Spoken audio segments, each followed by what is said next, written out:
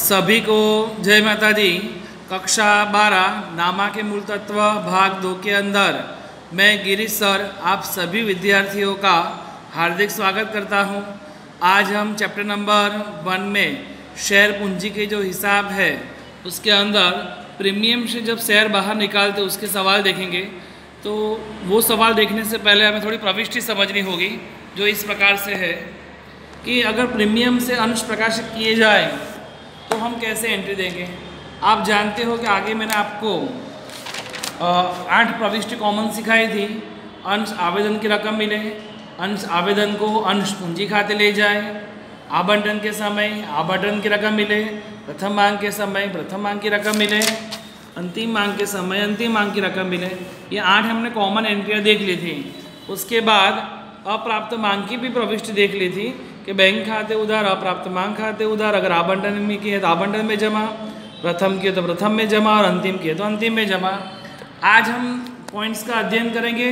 Premium से अंश प्रकाशित किए हो तो फर्स्ट, यदि प्रीमियम आवेदन में हो तो, यदि आवेदन में प्रीमियम हो तो, यदि प्रीमियम आवेदन में है तो हम एंट्री करेंगे अंश आवेदन खाते उधार, अंश पूंजी खाते से, प्रतिभूति प्रीमियम खाते से।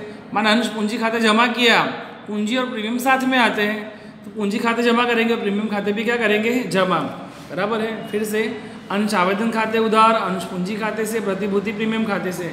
ये एंट्री जो है हमने जो कॉमन एंट्रियाँ सिखाई थी उसमें जो सेकंड नंबर की एंट्री है कि अंश आवेदन खाते उधार, अंश पूंजी खाते से, ये पूंजी खाते से, उसके साथ ही हमें प्रतिभूति प्रीमियम खाते ही जमा लिख देना है।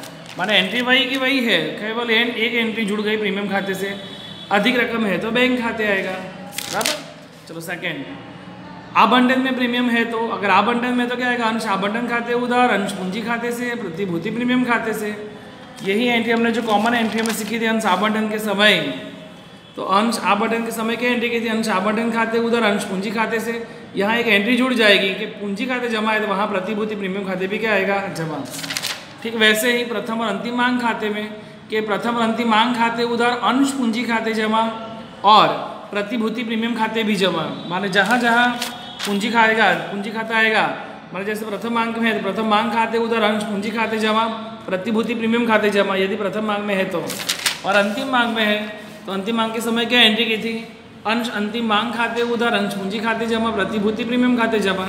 अर्थात आपको अगर मुझे एक लाइन में समझाना है कि प्रीमियम की एंट्री क्या कहाँ लिखने की, तो जहाँ जिसमें प्रीमियम समाया हो, जैसे कि आवेदन में हो, आवंटन में हो कि प्रथम में हो, जहाँ पूंजी खाते जमा लिखते हैं वहाँ प्रतिभूति प्रीमियम खाते जमा करेंगे। जैसे आवेदन में हो तो आवेदन में उधार किया, पूंजी जमा, प्रतिभूति प्रीमियम जमा। आवंटन के समय हो तो आवंटन में उधार किया, अंश पूंजी जमा, प्रतिभूति प्रीमियम खाता जमा। मांग के समय हो तो मांग खाते उधार, पूंजी खाते जमा, प्रतिभूति प्रीमियम खाते जमा। शॉर्टकट में आपको समझाएं एक लाइन में ही कि जहाँ पूंजी खाते जमा आएगा वहाँ प्रतिभूति प्रीमियम खाते भी क्या आएगा, जमा। जिसमें समाया हो उसमें, आवेदन में तो आवेदन में, आवंटन में तो आवंटन में, प्रथम अंतिम मांग में है तो प्रथम अंतिम मांग में। बराबर। ये प्रीमियम की एंट्री सभी अपने फेयर नोट में लिख देंगे, जिससे आपको सरलता रहे याद करने में कि प्रीमियम हो तो किस प्रकार से एंट्री करेंगे। ठीक है। अब हम सवाल देखते हैं एक छोटा सा, जिससे आपको थोड़ा और कंसेप्ट क्लियर हो जाए। आज का हमारा सवाल नंबर 9 है, जो इस प्रकार से है। जूनागढ़ की नाणामंडी लिमिटेड ने 10 के कैसे 3 लाख इक्विटी शेयर 5 रुपये के प्रीमियम से, देखो यहाँ लिखा हुआ है 5 रुपये के प्रीमियम से प्रकाशित किए रकम निम्नानुसार मंगवाई थी। हमने कितने यहाँ लिखे हुए हैं प्रकाशित किए, कितने प्रकाशित किए, तो 3 लाख शेयर पर 5 के प्रीमियम से प्रकाशित किए रकम निम्नानुसार मंगवाई गई थी। आवेदन के समय 4, आवंटन के समय 8 है, प्रीमियम सहित तो प्रीमियम कितने का है, 5 रुपये का है। अंतिम मांग में समय कितने हैं, 3। कंपनी को 3.5 लाख शेयर के लिए आवेदन पत्र मिले थे, तो मिले कितने हमें, 3.5 लाख। प्रकाशित कितने किए थे, 3 लाख, मिले कितने, 3.5 लाख। कितने अधिक मिले, 50,000। तो इस अधिक को हम वापस करेंगे और लिखा भी होगा उसे कि अतिरिक्त शेयर आवेदन अस्वीकृत किए गए और उस पर आवेदन के समय प्राप्त रकम आवेदकों को वापस कर दी गई। इशिरा ने धारण किए 3,000 शेयर पर आवंटन और अंतिम मांग की रकम के अलावा संपूर्ण रकम मिल गई थी। अर्थात इशिरा जो है वो 3,000 शेयर पर आवंटन और अंतिम मांग के अलावा बाकी सब भर देती है। इसका अर्थ है वो आवंटन और अंतिम मांग के अलावा संपूर्ण रकम भरती है। मीन्स इसका मीनिंग ये हुआ कि आवंटन और अंतिम मांग नहीं भरती है। कंपनी की बही में आवश्यक प्रविष्टि लिखिए। ओके, सबसे पहले तो हमारे 3 भाग है, आवेदन, आवंटन, अंतिम मांग। शेयर के तो लिखिए हमने। आंसर 9, आवेदन, आवंटन और अंतिम मांग। आवेदन में कितने रुपये हमारे पास में? 4, आवंटन में 8। तो लिखा आवेदन में 4, आवंटन में 8 है, पर आवंटन में लिखा ब्रैकेट में प्रीमियम सही। तो प्रीमियम कितने का है? 5। तो मैंने यहाँ एक ब्रैकेट किया, 8 में से 5 प्रीमियम होगा। इसका 3 रुपये किसका होना चाहिए? आवंटन का। मैंने 8 में से 5 घटा दो प्रीमियम के, तो बचे कितने हैं? 3 किसके होंगे? तो आवंटन के। माने 3 रुपये आवंटन के, 5 रुपये प्रीमियम के, कुल मिला के कितने हो गए? 8। माने 8 रुपये आवंटन में है। अंतिम मांग में कितने हैं? 3। तो हमने लिखा अंतिम मांग में 3। अब हमारे 5 स्टेप जो थे, मिले अंश, माइनस करेगा अधिक अंश, तो मिलेगी अंश पूंजी। अंश पूंजी में से अप्राप्त मांग घटा दो, तो जो पैसे आएंगे वो किस में जाएंगे? बैंक में। ये 5 स्टेप याद रखने हैं फिर से। मिले अंश, माइनस अधिक अंश, तो अंश पूंजी मिलेगी। अंश पूंजी में से माइनस करेंगे अप्राप्त मांग, तो क्या आएगा? बैंक खाते में। ओके, सबसे पहले हमने क्वेश्चंस में पढ़ा था, हमने मिले अंश कितने मिले थे हमें? 3.5 लाख। तो मैंने लिखे यहाँ पे मिले अंश 3.5 लाख का 4 से गुणा करेंगे तो आएगा 14 लाख। माइनस करेंगे अधिक अंश, मैंने अभी समझाया आपको। 3 लाख प्रकाशित किए थे, 3.5 लाख मिले। कितने अधिक मिले? 50,000। तो 50,000 का गुणा 4 से करो तो 2 लाख। 14 में से 2 घटाओ तो 12 लाख। 3.5 में से 50 घटाओ तो 3 लाख आएंगे। अब इस 3 लाख अंश पूंजी कहलाएगी। क्या कहलाएगी? अंश पूंजी, जिसका हम सभी रकम के साथ गुणा करेंगे। 3 लाख गुणा 4 तो 3 लाख गुणा 4 करेंगे तो 12 लाख। 3 लाख गुणा 8 तो 24 लाख। और 3 लाख गुणा 3 तो 9 लाख। अब देखने का ऊपर मैंने ब्रैकेट यहाँ बनाया है, तो यहाँ पे भी ब्रैकेट बनेगा। ये क्यों ब्रैकेट बनाया था? क्योंकि इसमें प्रीमियम था। प्रीमियम 5 रुपये था और आवंटन के कितने पैसे थे? 3। तो पहले अंश पूंजी जो 3 लाख है उसका आवंटन की रकम 3 से गुणा करो, तो 3 लाख गुणा 3 तो 9 लाख आएगा। तो 9 लाख हमारी अंश पूंजी होगी। क्या होगी? अंश पूंजी 24 लाख में। और 3 लाख गुणा 5 करेंगे तो 5 तिया 15 लाख। माने 3 लाख गुणा 5 लाख 5 करेंगे तो 15 लाख आएगा। तो 15 लाख क्या था? प्रीमियम है। माने फर्स्ट अंश पूंजी होगी और सेकंड क्या होगा? प्रीमियम। कुल मिला के कितने हो गई? 24 लाख। बराबर, एक बार वापस समझा रहा हूँ कोष्टक वाला पॉइंट। 3 लाख का 3 से गुणा करेंगे तो 9 लाख आएंगे, जो हमारी अंश पूंजी है। 3 लाख का 5 रुपये से गुणा करेंगे जो प्रीमियम था, माने 3 लाख का 5 से प्रीमियम से गुणा करेंगे तो 15 लाख प्रीमियम आएगा। ये हमारी 3 स्टेप पूरे हुए। माइनस करेंगे अप्राप्त मांग। अप्राप्त मांग में कौन पैसा नहीं भर रहा है? तो इशिरा 3,000 शेयर पर अंतिम और आवंटन और अंतिम मांग की रकम के अलावा संपूर्ण रकम मिल गई है।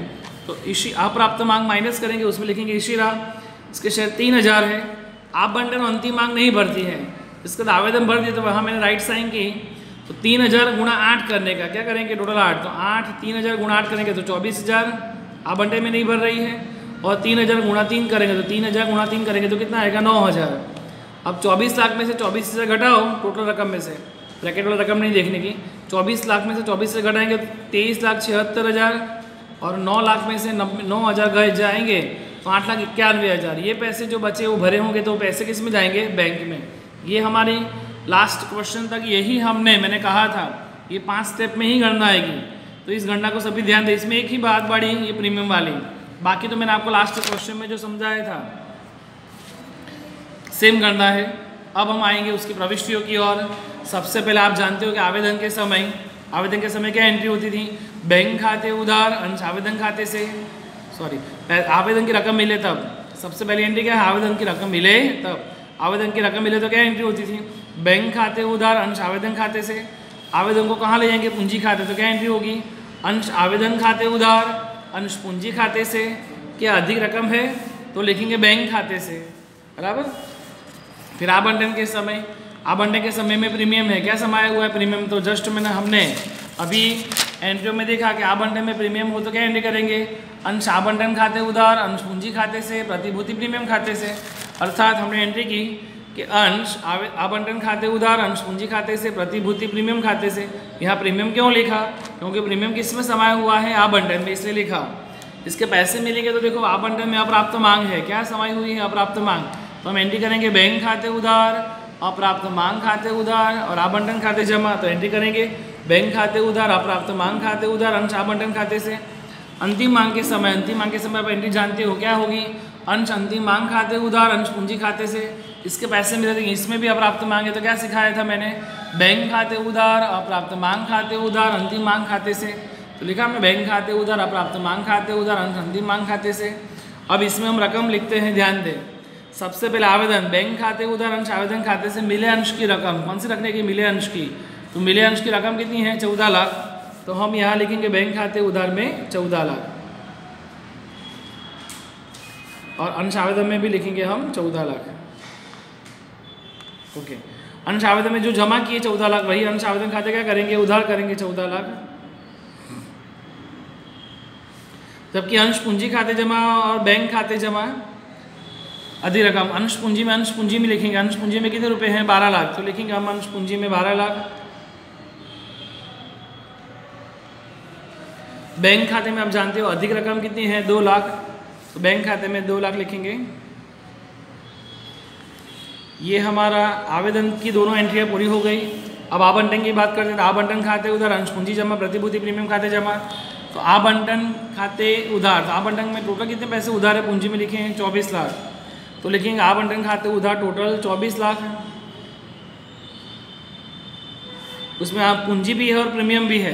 तो मैंने दोनों एंट्री अलग अलग करवाई थी कि 3 लाख का गुणा 3 से किया था तो 9 लाख पूंजी होगी और 3 लाख का 5 से गुणा तो प्रीमियम होगा। माने 9 लाख और 15 लाख, 9 लाख पूंजी है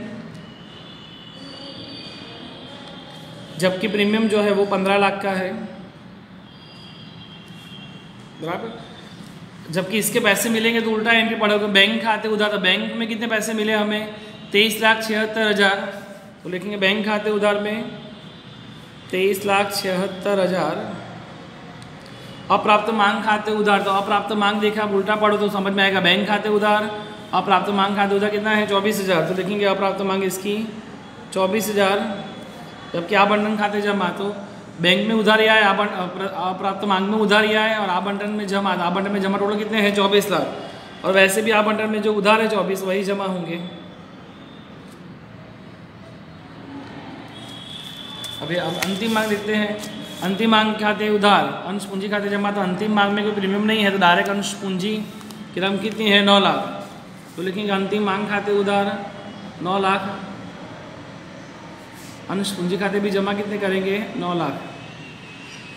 बैंक खाते उधार अप्राप्त मांग खाते उधार अंतिम मांग खाते जमा। तो देखो बैंक में उल्टा पढ़ो, बैंक खाते उधार कितने, 8,91,000। तो लिखा बैंक खाते उधार 8,91,000। अप्राप्त मांग, तो अप्राप्त मांग कितने की थी, 9,000। दोनों का टोटल करोगे तो वैसे भी 9 लाख ही होगा और अंतिम मांग 9 लाख की है तो हमने लिखा 9 लाख। बराबर। फिर से एक बार, बैंक खाते उधार अप्राप्त मांग खाते उधार अंतिम मांग खाते से।